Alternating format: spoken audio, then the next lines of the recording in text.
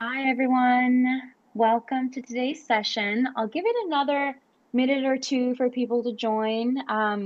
Really fun. We have like 95 people registered for this event, which is really cool. It's like the first event of the series. So really nice to see people's faces. Nice to see some familiar faces and meet new people here as well. So while we're waiting for people to join, I'll drop a question in the chat. So go ahead and drop your LinkedIn in the chat. Today's purpose is all about climate careers and food systems, but I also want everyone here to be able to connect with each other. So feel free to drop your LinkedIn in the chat and answer this question around, really curious to hear from you all what you're interested in learning about today. So I'll drop that in the chat really quick.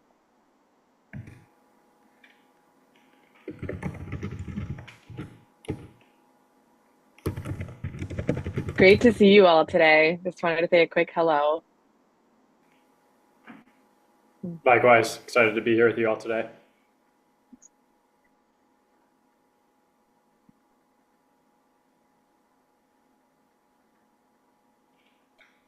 Awesome.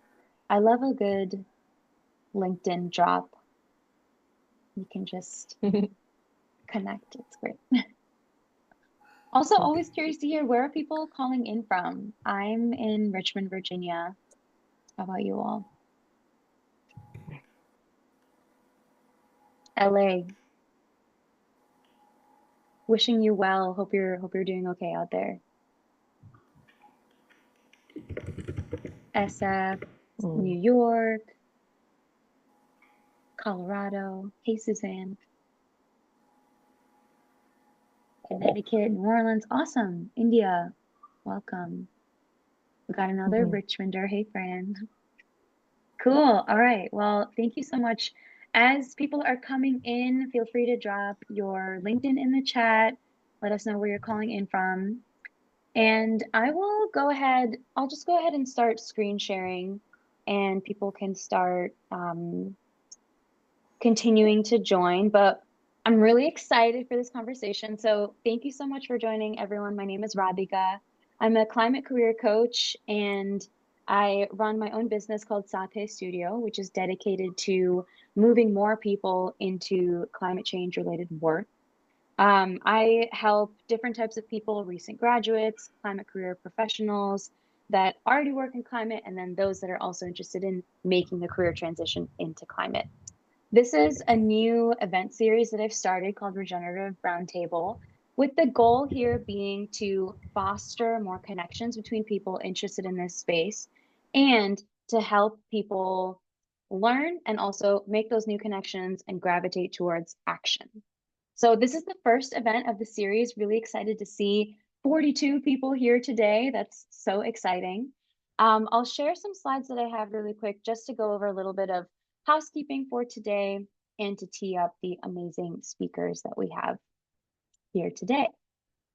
Let me see if I can share my screen. All right. Can folks see those slides okay? Thumbs up, anyone? Okay, cool, awesome, thank you. So yeah, if you haven't already, please feel free to drop your LinkedIn in the chat and let us know what you're curious to learn about today. The majority of today's conversation will be discussion with the incredible Eric and Laney that I have here today. And we will also have time for Q&A at the end. So if you have any pressing questions that come up, please feel free to type them in the chat. A little bit of housekeeping. So this is a Zoom meeting. It is not a webinar. So if you unmute, I will have to rush to mute you, or there might just be some background noise. So please keep that in mind. Just keep yourself on mute when you're not speaking. And when it comes time at the end for Q&A, you're welcome to unmute or type your question in the chat. You're also welcome to be on video. Again, this is a meeting, not a webinar. So we can see each other's faces. We can interact. Like, I'll be watching everyone's faces. So it helps me kind of get a temperature check of the room as this event goes on.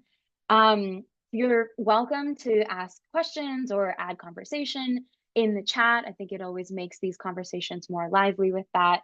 And then also, of course, remember to remain respectful of all attendees during this discussion. As I mentioned before, the Regenerative Roundtable, it's a new series, and it's entirely focused about uncovering career paths for recent graduates and professionals interested in climate.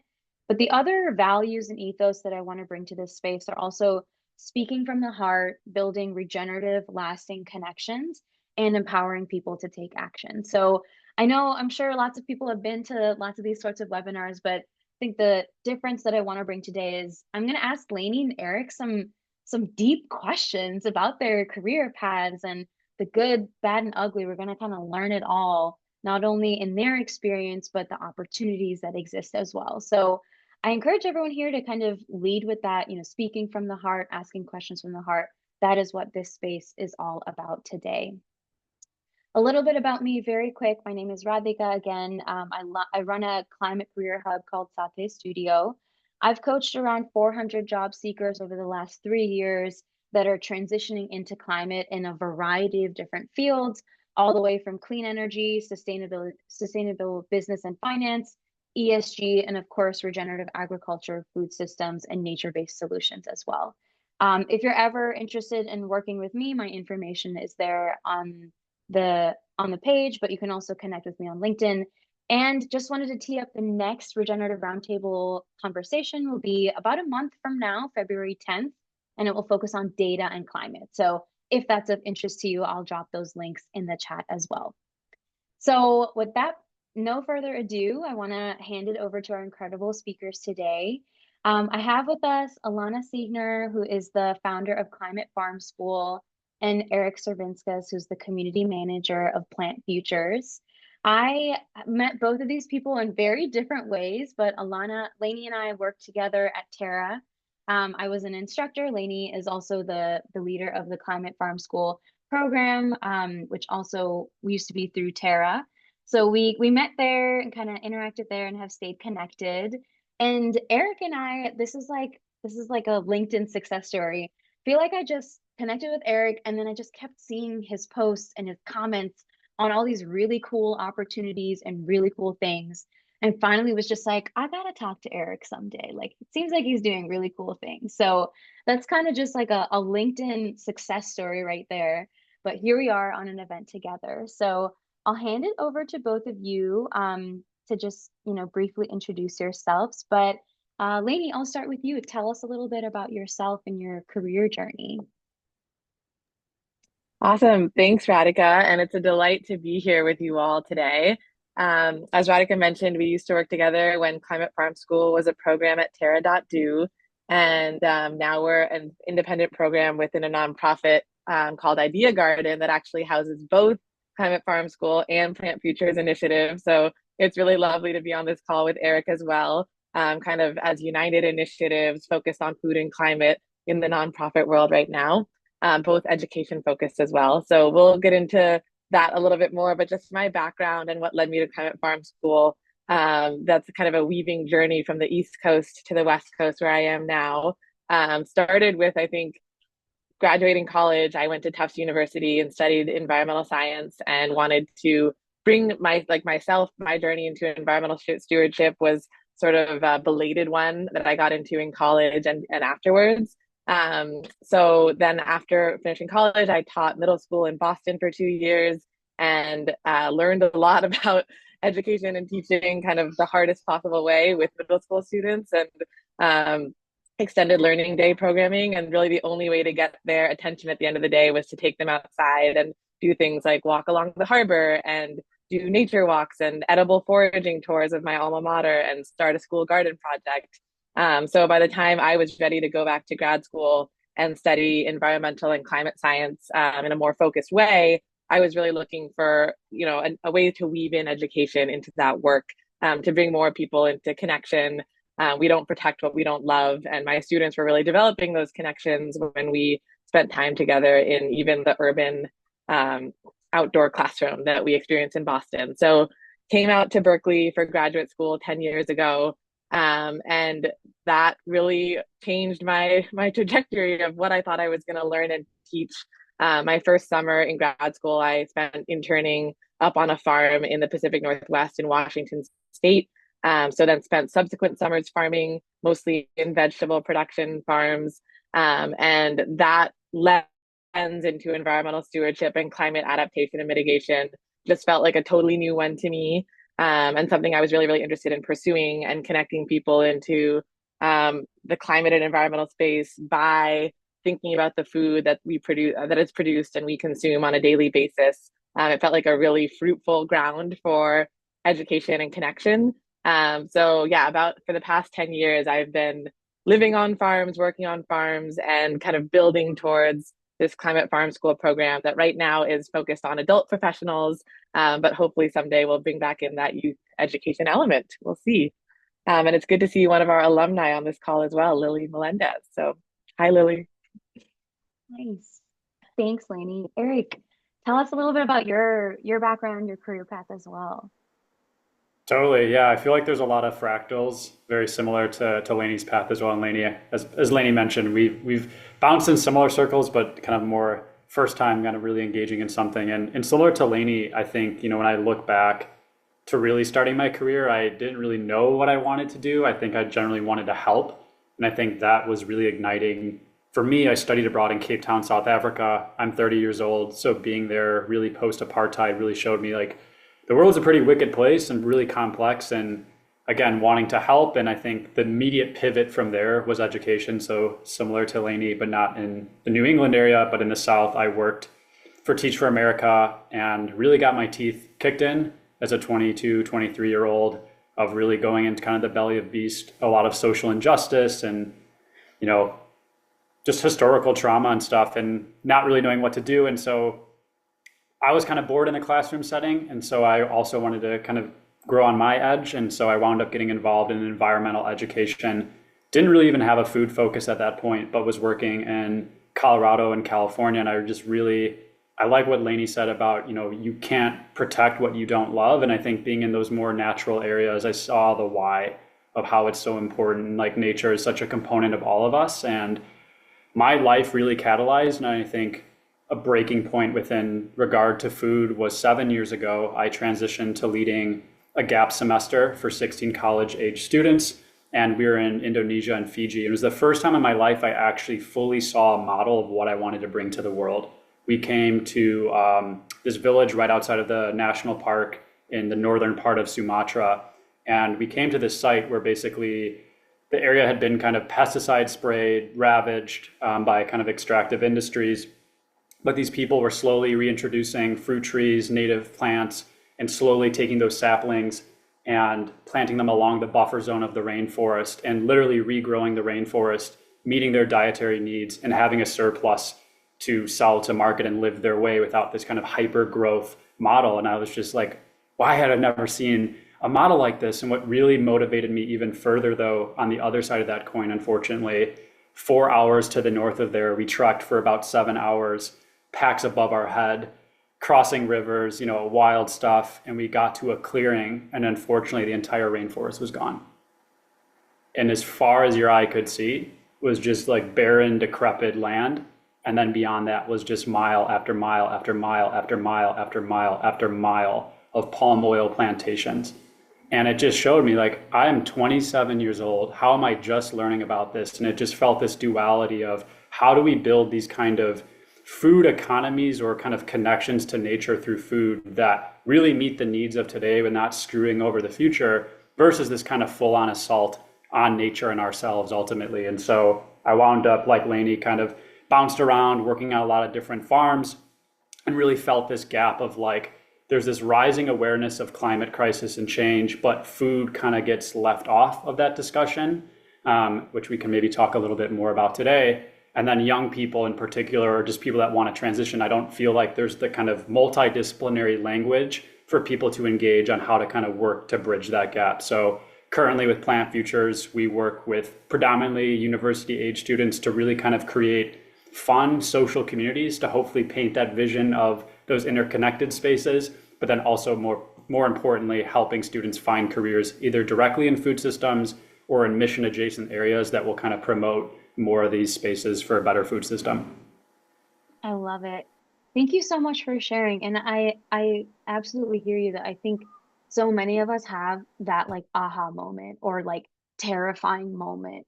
Maybe it's even seeing, I know with the Terra.do program, like they share that video of LA fires like from a few years back, and we're kind of living in that right now again. So I know, like, thank you so much for sharing that like really jarring moment that made you kind of want to take action. I really appreciate that. Before we even talk more about like, I have some questions about your careers, but I also wanted to even address this like, we're here to talk about food systems, but what does that even mean? And I'm currently reading What If We Get It Right by Ayanna Elizabeth Johnson. I'll drop a link in the chat. And I have some like stats for us today that I was thinking I can even read out just to like consider some of the environmental impact that farming or like the farm systems that we have, food systems that we have right now, like the environmental impact that they have. So just like some top, literally just opened this and was like, let me read from this. So the one that I wanted to read out was the industrial food system is responsible for 33% of global greenhouse gas pollution, with roughly half of that from meat and dairy production, which uses more than 1/3 of habitable land globally. And that stat itself touches on land use. It talks about greenhouse gas production, and then also kind of the meat and dairy industry right there. Another one, over half of the world's GDP is moderately or highly dependent on nature and its services. And this is from a page that's titled 10 Problems and 10 Possibilities. One of the possibilities that is written is improving farming practices could reduce greenhouse gas pollution from agriculture by 10%. Every 1% increase in soil organic matter could sequester roughly 8.5 metric tons of atmospheric carbon and hold 20,000 more gallons of water per acre. I'm just like reading this out. I will drop these in the chat as well. So I wanted to just kind of ask you, with grounded in some of those statistics, when we're talking about food systems, what are we really talking about? Are we talking about farming? Are we talking about food waste? Like, in your words, how would you really describe what food systems is and how it's a solution to climate change?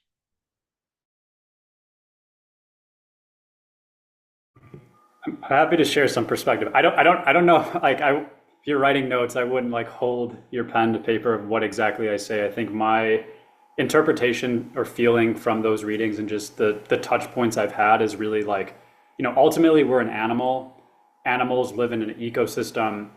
How do we most directly rely and relate on that ecosystem is like the food, fuel, and fiber we get, or the relationship that we have. And so I very much view the food system as, yeah, kind of rooted in agriculture. But if any of you have read Daniel Quinn's books, whether it be The Story of Bee or Ishmael, we weren't necessarily just born farmers. Obviously it was like several years and thousands of years and hundreds of years of just kind of this shift. And I'm not a historian per se, but I think really like things changed when we locked up the land. And I think food is inherently power. It's a source of power and it's a commodity. And I think that relationship, or those, whether forced or otherwise indirectly, create a lot of complex phenomenon as we're seeing, with climate impacts. And so I very much view the food system as really like trying to understand every single touch point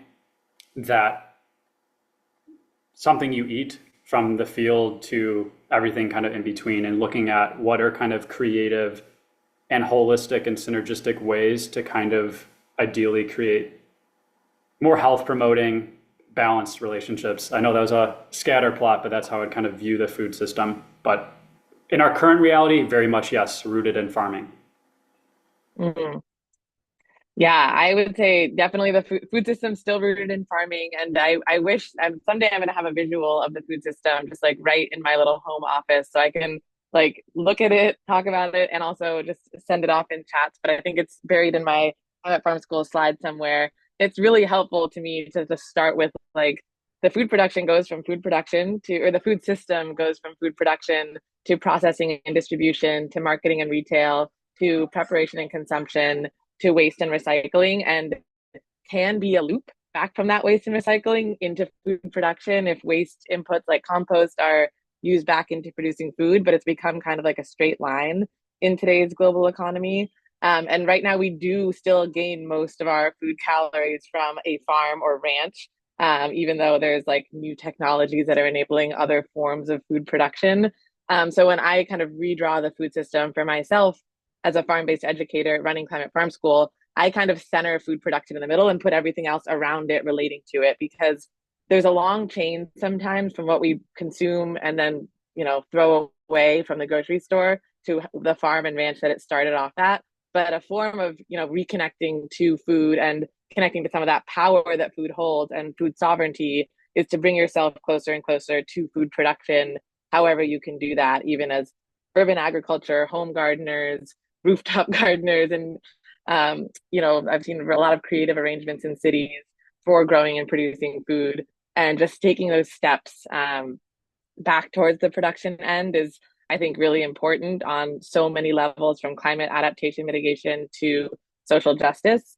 And yeah, so that's how I kind of think of a food system. And going back to grad school after my first summer farming, and then deciding to take more classes on food, farming, and climate, that image is kind of emblazoned in my head of, how do we relate to a food system? Yeah, absolutely. Thank you. So, if we were going to talk more about kind of we talked a little bit of your career path into this, kind of the trigger points that helped you work on this. What would you say have been even some challenges of this work when we're thinking about food systems and the local work that you're doing, but even in your career path? What do you think are some challenges that we're kind of facing? And the follow-up to this is then, where are the opportunities, of course, but tell us more about challenges you faced in your own career path, or even kind of what you're witnessing right now in the industry. Totally. I can start if that sounds good. Yeah, I think for me, the biggest challenge was like developing a passion and interest in the climate space, and then kind of narrowing down to the food and climate intersection through summer internships on farms, and then wanting to launch myself from graduate school into a career path in food and climate, and just like not seeing not seeing a ton of opportunity and not really knowing how to do that, and facing this choice as I was finishing graduate school of like, okay, should I work within the system and try to bring these lenses of social justice and climate and environmental sustainability and look for companies or organizations that are, trying to move in the direction of like net zero action plans?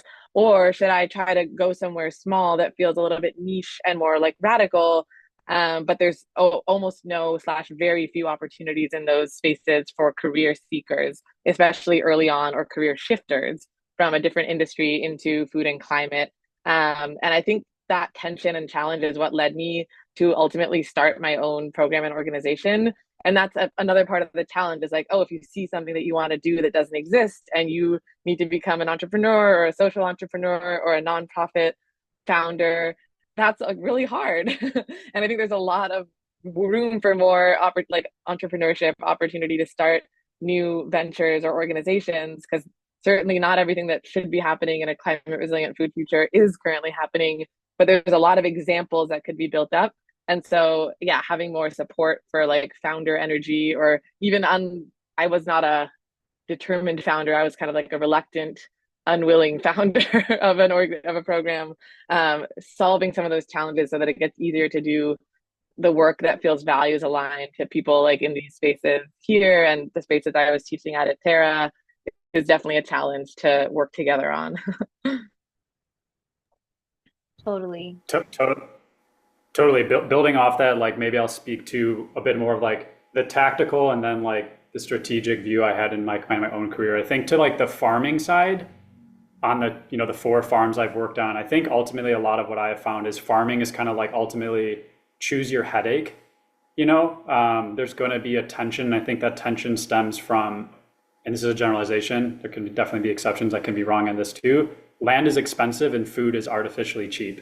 And so to kind of make the economics of farming work, there's going to be a headache with that, right? Of like, okay, I really want to do this and I want to sell to chefs. Well, it's like, great, you've committed your crops to grow these certain, these fields to grow these certain crops for these chefs. The chef doesn't want it anymore. And now you have all this that you got to deal with. Or, oh, we want to do city markets. Well, land is expensive in the city, so maybe you have to commute to do 2 farmers markets. So I think that piece was kind of there. And I think a challenge I was having internally, like being on those farms, was like, okay, like where does the micro and the macro meet?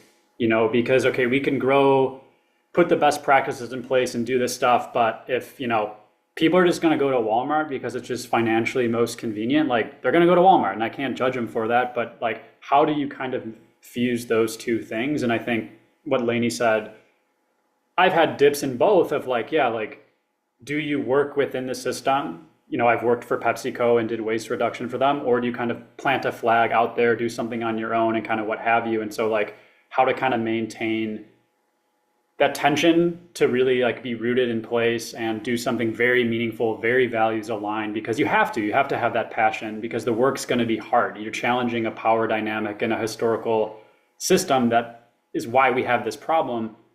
But to do the work we really need to do, you need to engage with communities that maybe don't fully align on those values or articulate those. And I think it's okay to have that tension. It's okay to experience that. And I think it's on everyone on this call and beyond to kind of think, what are your personal values? How do you need to display those? And what really activates you? And then the last thing I would just say, a challenge has just been sometimes finding the language for the work I wanted to do and want to do. And I think like food systems, sustainability, climate, there's this kind of perception of what that might be. But for me, it was like literally learning the word apprenticeship. A farming apprenticeship is like, oh yeah, like that's what I want to do. I want to learn how to grow food, but not commit my life to it, but be able to like step back after 6 months. And simply finding that word got me into a headspace to doing that. So I guess for the people on the call too, is like read different books, feel your body. If you're reading a book or you're watching a presentation, like, oh, when they said that, or oh, that thing seems really cool, like dig more into that. Find that language and then start talking to the people that are speaking that language, if that makes sense. Yeah, I love that. And that's something that I talk a lot about in coaching, is like let that intuition also guide you a little bit. Like if you get crazy excited about this like one niche thing, like explore that a little bit, see where it takes you. And that kind of I also wrote down this quote. So at the beginning you said you can't protect what you don't love. So that like the component of how that's really important in this work. But I also was thinking about this quote that I saw of how it's also difficult to do what you can't see. And so a lot of like what we're thinking about right now, what we're talking about, is rebuilding these systems to be stronger, to be more resilient within climate change, and to be more equitable. So there are so many examples of how that work is happening, maybe at the small scale, at the local level. But how would you encourage people on the call that are maybe in that space of, I don't know as much yet, or I'm not sure like where to go or what to do? How would you encourage people to kind of learn, or what would you say, if you're still in that space of, I don't know what the opportunities are or what the path is that I can take, how do you take that first step?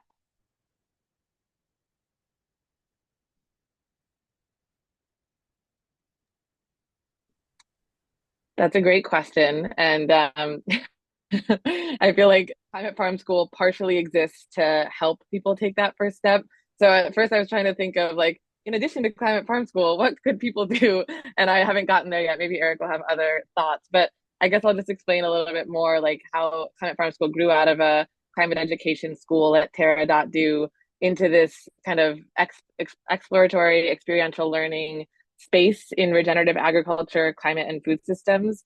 And it starts with some orienting reading materials, 8 online classes, and then a week on a regenerative farm to sort of engage, dive right in, connect to farmers and the land and the conversations happening that are land-based in the kind of broader, I guess, nature-based climate solutions is what's happening on the farms where we're hosting our program. And I think that process of from our first assignment of like envision a food future in 2040 that you want to live in and that's climate resilient and equitable, to the final assignment, which is your climate and food action plan that's, shaped by conversations with farmers and our instructors, facilitators, chefs, of like, what are some of the next steps that you can take based on your interests and what you've learned here.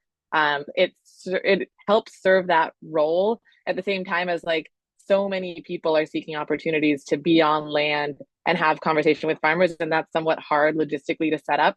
So I would say at our programs, it's not just career or job seekers. It's like people working in food, maybe in CPG companies, or maybe in sustainability and waste, and they're coming to see how their solutions or ideas within their company or corporate space might relate and play out on the ground. Or also a lot of soil data monitoring technologies are now sending their employees to come and like talk to farmers about how these probes and measurement tools would integrate onto their operations. And I think, it's just that direct connection between what's happening on the ground and what's happening in research and technology, and kind of like connecting those two dots that sometimes it complicates what we think we know and want to work on. But I would say it'll save time in the end, because you won't spend 10 years of your life working on something that maybe a quick conversation with a farmer could have shifted. And I think, to just give an example of that, your stats earlier about meat and dairy production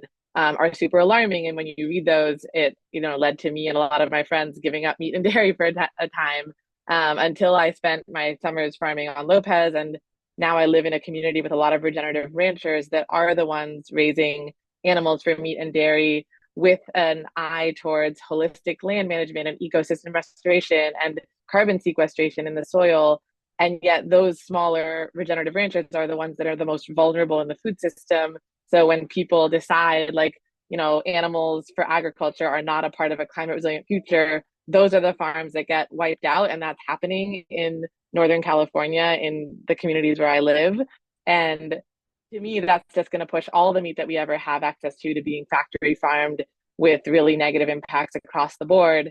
And so how do we understand the nuance in meat and animal production to see some of it as okay, but really small and vulnerable, and others of it as really at odds with our climate and food production goals, but holding a lot of the power. So it's not easy, but it's things that come up in conversation when you're building those relationships.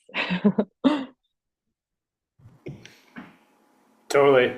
I feel with maybe kind of like the orientation of, okay, if I'm on this call, I kind of have this whispering, and I feel in my body like this food systems thing is kind of calling to me, like what some approaches I would have. I think the one thing I would just highlight in hindsight is not ignoring what you're already good at, or what you're kind of innately curious about, even if you don't necessarily know what is this model, or someone, Laney said that word, what does that even mean? There's things you intuitively know. And I ultimately feel finding a job is like learning a new language. You might need to learn a new vocabulary, but understanding the idea of grammar and how these ideas kind of relate are really important. So as Laney kind of mentioned, these tensions and nuances of a supply chain, what consists of a supply chain? There's buyers, there's sellers, there's marketing, there's data management, there's all these sort of things. So, you might be in operations for a school system or this, that skill of taking ideas, putting in systems, that's still needed in food systems work. So I think not ignoring that you do have something to bring to the table. And I think ultimately, that spark and that inspiration and that values is going to connect you with people, hopefully, to find that values aligned work. And having that skill set, which you probably already have, or you're honing in other ways, can still very much relate. And so the other aspect I would add to that is I learn best through story, and I would probably extend that to most people. And so I think treat the job search as a story, or writing a new story. And do your due diligence, find different job boards, things like that, But ultimately, I would say try and distill it down to learning and building and listening to stories of people really doing cool work, and not just listening. Can you ideally rock up and do a volunteer day? Or is there a community gathering? And really feel that model of the reality that you want in human form is going to, I think, accelerate and hopefully help you get through that chasm of doom scrolling on LinkedIn or job boards, where you're you get a little bit of that validation of no, I'm not a weirdo for thinking that, or, oh yeah, I actually really do want that. And there's people doing that work. And I think building those relationships can help hopefully build towards that. So I know that's not necessarily technical in terms of what to study, what to start working on, but I think that can inform the work and maybe inform further study if you need from hearing the people that are doing the models you like. Yeah, absolutely. I love that. And I'm like, I might put you on the spot with this question, but if we're talking about the exploration, like how we can see all of this from your vantage point and with the extensive farming experience that you've had, what career paths or even like if we were going to talk about career opportunities, like what would you say even exists in the food system space? And that the next question is, do we all need to become farmers? Is that the only way, or are there other ways too?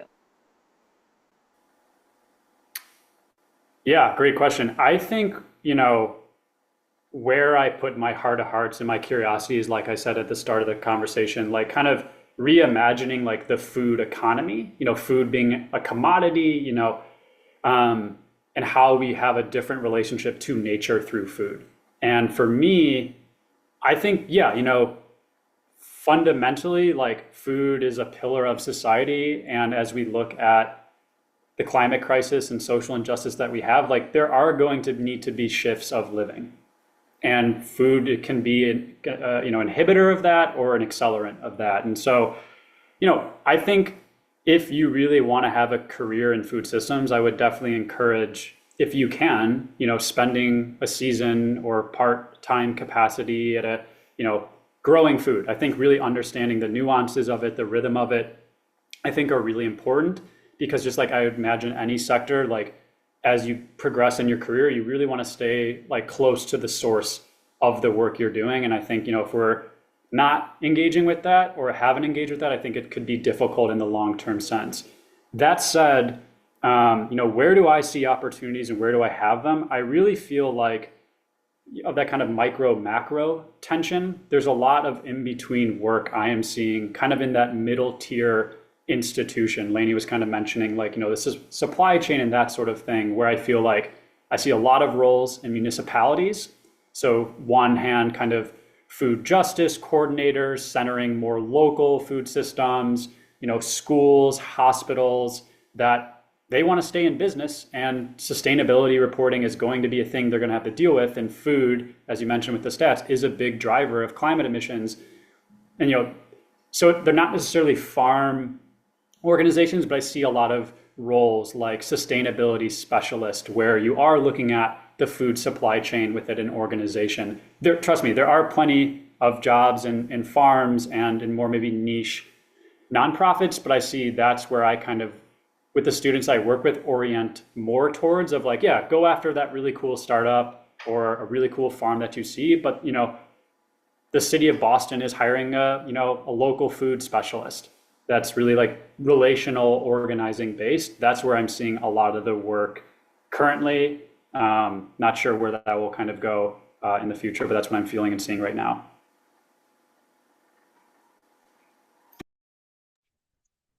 That's super interesting. I was also gonna say, as I'm thinking about where opportunities exist, yeah, sometimes they just emerge and you need to kind of be in touch with them as they're emerging. I think everything that Eric said feels very true. And there's certainly like farm to school program coordinator or like state and government kind of like funded positions and roles within food systems. Sustainability specialist is another title I see a lot for companies, especially that are trying to be leaders in the sustainable food space, like Strauss Dairy out here in California. There's definitely also like more data and tech oriented roles in the climate and ag tech kind of sectors that take a lot of skill sets that a lot often are like, yeah, easier leaps from one space into food and climate, and then but maybe it's not an ending point. But I also think gaining some of that direct experience in production systems or food service, or even starting off as a volunteer sometimes on a local farm or community garden, you'll know when there's a hiring opportunity, and often those spaces get filled without even being posted. So, and also if you're interested in starting a regenerative food company, spending time close to the source and figuring out, okay, what product and what market and what do people need, you can get a lot of those answers, yeah, maybe more quickly in a 6 to 9 month apprenticeship or even like weekly volunteer capacity than if you were researching and cold calling farmers who would probably never answer your call. So yeah, there's definitely spaces in Sonoma County now, for example, of like fermented like drinks, beverages, and like krauts and kimchi products. And the local apple processing plant just closed down. So now all the apple producers are wondering what they're going to do with their apples. And so being in touch with some of those like information sources, I would say, is requires us to get out from behind our computers and sometimes, yeah, volunteer, go to local food policy council meetings. Yeah, just show up and be present, and some of those opportunities can emerge that way. Um, Yeah. yeah. Something I'd add quickly to that side as well, if you do find yourself working on a farm or working in that growing capacity, something I would recommend looking is if there's a regional gathering or kind of a learning pod. Like, so for instance, when I was in the Hudson Mm-hmm. Valley of New York, I think it still runs, it's called Craft. So basically, because when you're on your farm, like you're learning one way how to grow X crop, right? Because that's just the way that farm has done it. But Craft essentially every single month there was a rotational visit to a different farm, and there's like a concentrated working model. So it might be like we visited a composting company and how they kind of source and how they do the back end and those sort of things. So looking at kind of those force multipliers within an experience as well, as Laney mentioned, I think can like just having your ear to the ground of like what's happening will help as well. Yeah, Mm-hmm. absolutely.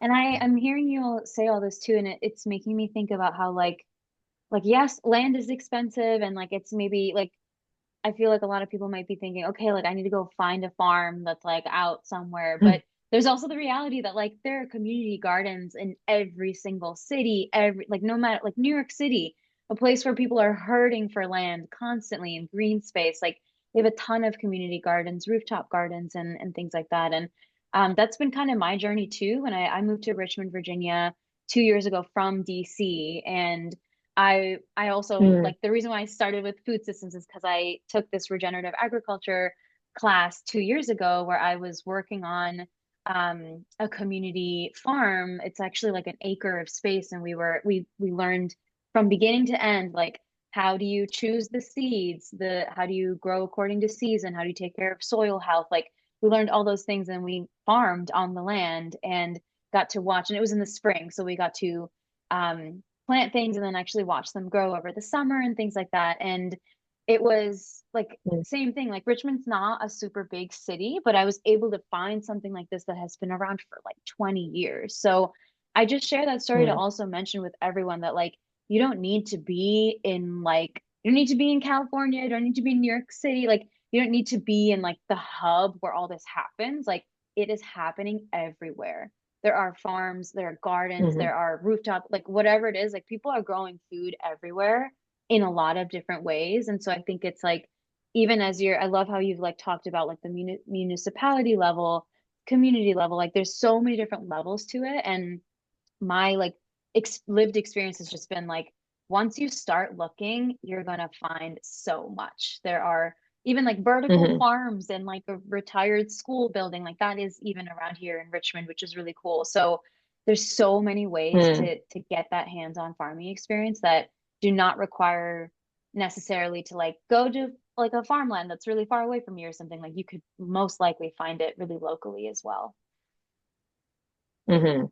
Yeah, we definitely don't see as many people coming through climate farm school that go on to like become farmers. We've only seen that like two or three times. And so yeah, it's like if you want to be a farmer, great. There's kind of a path forward to take apprenticeships and farmer training programs that exist in the country and the world. And if not, just try to find some local farmers in your community that you can help not go out of business, because they're pretty much like all at risk of that every single year. Yeah. And so a lot of skills are needed to just get into the conversation and get involved. And I've seen that with a lot of new farms starting up here, and people in their CSA memberships being like, oh, you have way too much of this thing that you weren't expecting. Like, how can I come over and help you process it so you can still have something to sell at the farmer's market or distribute? Like, there's just a lot of like interesting relationships and creativity that without becoming your own farmer, you can help with a lot. Yeah, To, absolutely. I would add quickly too, like if you have access to land or a growing place too, I think the power is like you can grow a lot of food in a small amount of space, and sometimes just like start a project without really forcing yourself to have the label with it. Like when I got back from one of my farms, I just realized like, I saw someone cutting down a tree from like the municipality. I'm like, where do you guys dump the wood chips? Like, yeah, we have to pay to dump them. I'm like, hey, I could go run and get you a case of beer. Could you dump them here? And that's just free mulch. And you can go get cardboard boxes, sheet mulch, grass, and just, if you can, I don't know what's allowed where you live, but like start your own little growing plot too. And there's so many waste streams or free resources that you could tap into. Like most public libraries have this free seed library and things like that. So as much of it is, you know, you might not have a farm really close to you, or a learning community. Like start your own and like have fun with it in YouTube Academy. And like when you start doing something, you might get some judgment, but people are going to be curious, and like don't be afraid to form that community too, and do it in a small way as well. I love that. Well, we've got about just like shy of 15 minutes left. I would love to open it up to Q&A for people on the call. If anyone has any questions for these two amazing humans, feel free to drop it in the chat. You can also unmute and ask the question. I've been seeing some really interesting conversation in the chat. We have just amazing people here that work in food, that already work in food systems around storytelling. We have some chefs in the room. It's a really interesting group of people here today, but if anyone has any questions, you are welcome to unmute and share. And my one last question for you is also, what do you think is really needed in the food space? Like what's missing? And what do you think is like a almost immediate, like we really need this to happen, or this could be a really big opportunity for people?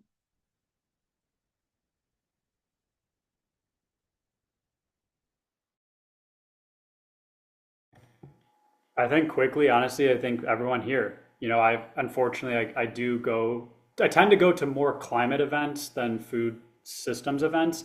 And when I talk to people in late, just really quick, like, oh, what do you do? "Oh, I work in food systems." Like, oh, yeah, we have like a pollinator garden in our property. Like they don't, there's like a cultural gap or like a language gap, I think, within climate circles around what exactly food systems are, what are interventions, and how other climate sustainability interventions. Like I think I don't even know the stats, but if you can just pull up like the amount of climate funding that's gone to food as compared to other interventions is just astronomically different. And so I think, that's not going to change if more people aren't curious about engaging with that in their careers and in their communities. So I think just like appreciate everyone's presence here, and I think the fractaling that will come and continue to come from this conversation. I sort of missed the question, so I'm happy to just go into questions from the audience if that sounds good to you, Yeah. Radhika. Sorry, Yeah, I was putting sounds something in the good. chat. No, yeah, go ahead. John B, go ahead. Hi. First of all, thank you so much for sharing this insight with us today. It's been lovely being here. I had a question about something that Eric was also mentioning earlier. Like, it's very rare that people are talking about the interconnectedness of the food system. Like, there is still the speculation when we talk about food is just related to farming. Like, our organization, From Soil to Soul, we are trying to bridge that gap between the interconnectedness and, through the medium of storytelling at the first. But that's the thing, I would love to know from your experiences that, how do you show this interconnectedness through different projects, or even in conferences? Like, there are a lot of silos, like, it's not been spoken much about. And the second would be about the funding. Like, I'm still struggling to find funding. There's a lot of funding I'm seeing around climate tech, but within food systems, like, how do we approach different funding sources? So that would be two. Yeah, maybe happy to jump in first.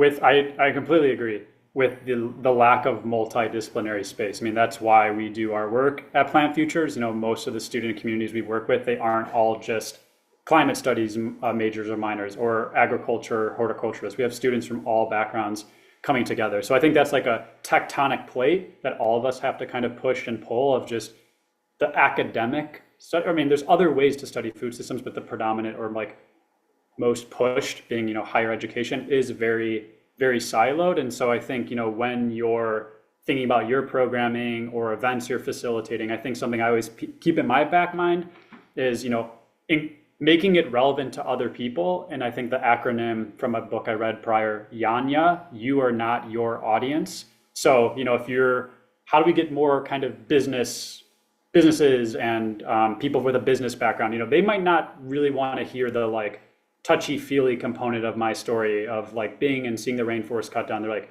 we need to make money. How's this going to save us money? How's this going to be effective? I think there's a way to have that conversation. So always tailoring your message and listening to the communities you're trying to bring rather than like, I want to do this. You're kind of different from me. You should come. I know you don't do that. I know people don't do that. But I think really making it kind of audience focused and kind of trying to bridge those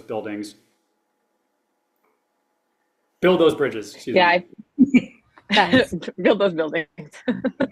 I think, I also just try very hard. I mean, I think there could be more visuals and storytelling that describe and illustrate for a broader public audience what a food system is.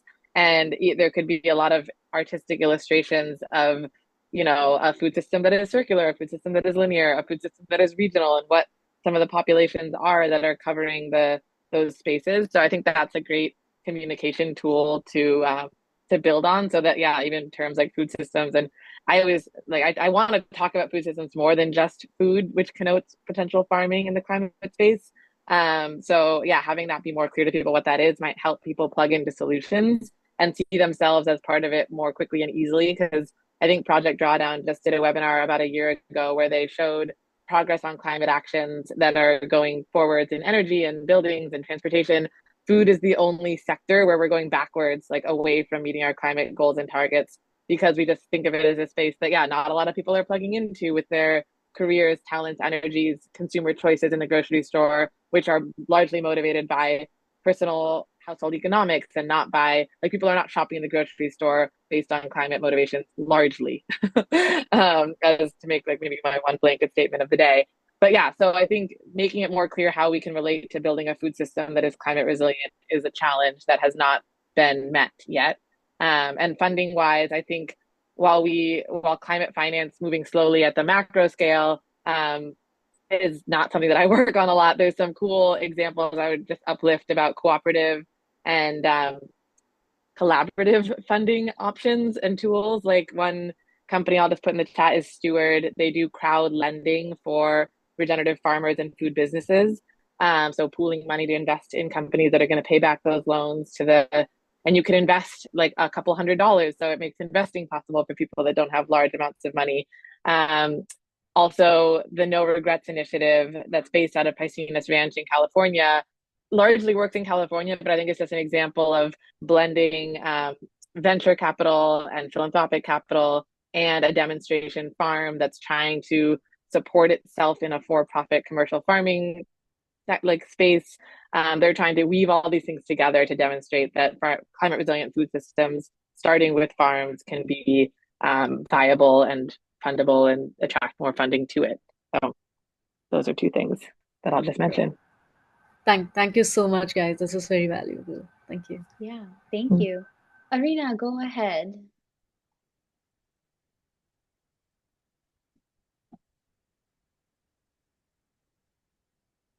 Hi everyone. Good evening from India.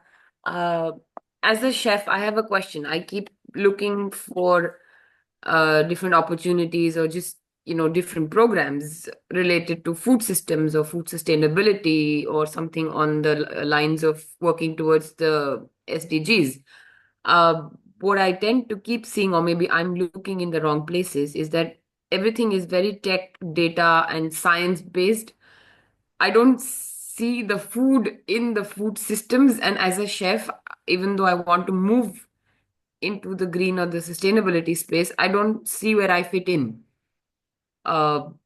You think there are opportunities, and in India, especially right now, I can't see spaces because I don't see so much dialogue happening on the sustainability front or the food systems front, unfortunately, or even food security as much on ground.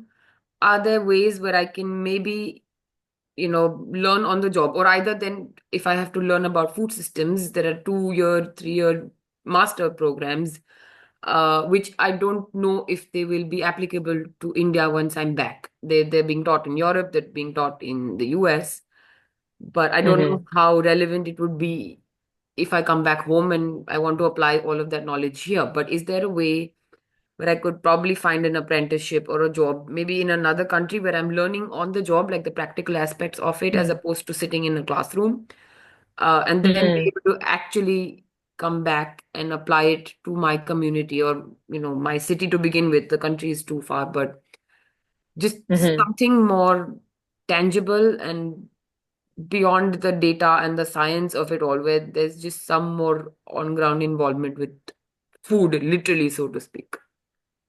Mm. Yeah, I appreciate that question, and apologies that I am not super familiar with the like regional and national landscape in India. But while I was working for Terra, we did have a couple of guest talks with farms in India that I would, again, just from what they were saying, very much considering themselves in the farming for climate resilience space, connecting possibly with some urban or local regional farms where you could cook from the farm and help tell the story of that food and the climate resilient properties of it, or like the less processed versions of it that you're cooking for people to eat, could be a communication tool in and of itself. And yeah, if you're looking for a place to go and learn things, not just from reading papers and researching, like, or in the classroom, and bring it back to India, the one place that I really know well is Spinocchia in Italy, where we host our Climate Farm School courses. They have a really amazing culinary apprenticeship that integrates all the products from the farm into the cooking. They also have 3 month sustainable farming apprenticeships where you could, learn that side of things and then be kind of like this amazing hybrid farmer chef. I mean, it would just teach you the food system in a very experiential way. So anyways, yeah, I'm curious what part of India I can share some of the farm names that I've connected with in case helpful. But also check out Tenuta di Spinocchia. Oh yeah, there you go, Lily. Thanks, Lily. Lily went there. But yeah, it's a great place. That's where my background is, the vineyards in Tuscany. Woohoo.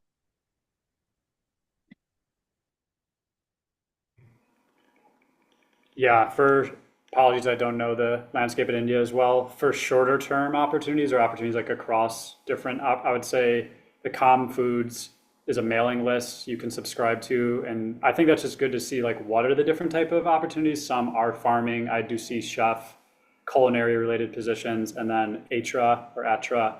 Also, you can search by like region. Those are kind of good databases as well. Yeah. Arina, please feel free to connect with all of us afterwards. And I'm sure that like Laney and I could put our heads together and find like India specific resources. But I just did a quick Google search, and this is like a little like maybe like a job search hack here. But I do this exercise with the folks that I coach where it's literally called just following the money.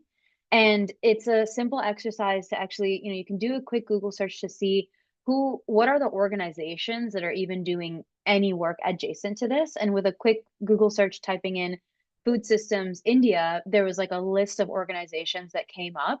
While those organizations, then you can of course go to those websites and see if they have any open jobs. But if they don't, you can also see who are the other partners that those organizations work with. And you're going to start to see an entire list of people, of organizations at the super local level all the way to the national level that I think will help you uncover a lot more opportunities versus if you were just looking at job boards, you might not see. And I hear you, like a lot of these climate job boards are super tech focused. But if you actually do the exploration, even kind of what Eric was saying around not only the farms, but who are the different municipalities that care about this work, or the organizations that are actually responsible for moving food around the country, things like that. Like once you start digging into that and then poking around who are the partners, who are the funders, like is their money getting spent, you'll actually see an ecosystem of people and organizations that you can maybe find work with. So I would also recommend that. Wonderful.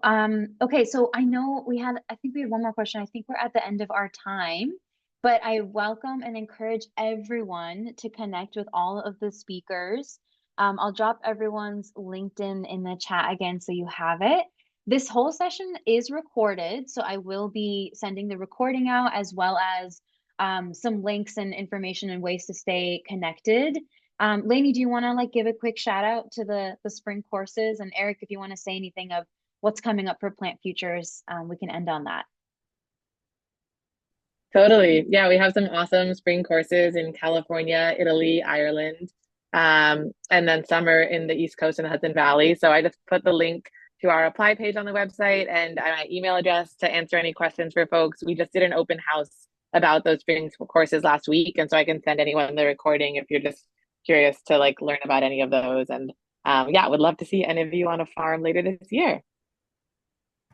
Awesome. Yeah, thank you all for being here, and just stay hopeful, and just really root to your curiosity. Like, I've definitely been depressed at times or anxious with the job search, and it's okay to feel those things, and happy to help if I can. We have our annual gathering is on February 1st in the DMV area at American University, so happy to extend an invite if any of you are in that way. Otherwise, we have a lot of online programming, and you can just check that out if you follow us at Plant Futures on LinkedIn.